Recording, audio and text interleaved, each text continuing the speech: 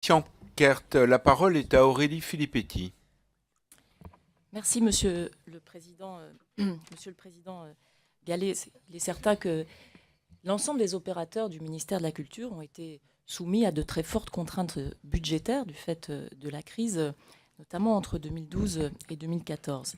Néanmoins, je tiens à rappeler que dans ce contexte difficile, Radio France a été, et notamment par rapport à France Télévisions, relativement préservé. J'avais tenu moi-même à le faire parce que, justement, en raison de la forte proportion des dépenses liées à la production en interne de Radio France, qui représente à peu près 60% des dépenses. Comme tout est produit en interne, je tenais à ce que, justement, Radio France soit préservée au maximum. Aussi, lorsque j'entends le chiffre de 87 millions d'euros que l'État n'aurait pas versé, ce chiffre est en fait virtuel, puisque c'est par rapport au COM, dont on sait, et dont d'ailleurs un certain nombre d'entre nous ici l'avaient à l'époque dénoncé, ce COM était largement irréaliste. La réalité, c'est qu'en fait, c'est 10 millions d'euros de baisse qu'a eu à subir Radio France, qui est à mettre en regard de ce qui avait de l'effort considérable, j'en ai conscience, bien sûr, qui a été demandé à France Télévisions.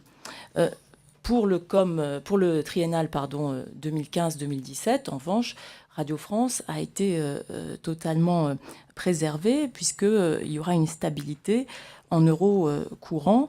Et donc, cela doit permettre de mener les changements nécessaires à Radio France. Mais néanmoins, il me semble que ces changements ne peuvent intervenir que dans le cadre d'un dialogue social, et d'un dialogue social tout à fait satisfaisant pour l'ensemble des parties.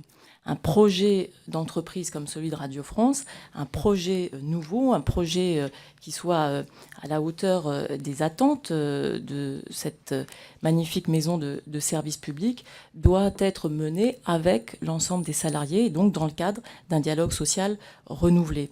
C'était d'ailleurs ce que vous-même vous appeliez de vos voeux lors de la présentation de votre projet devant le CSA l'année dernière.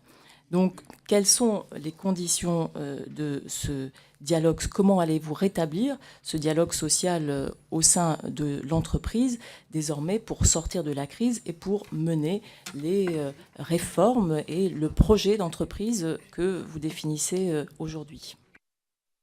Merci Aurélie Filippetti.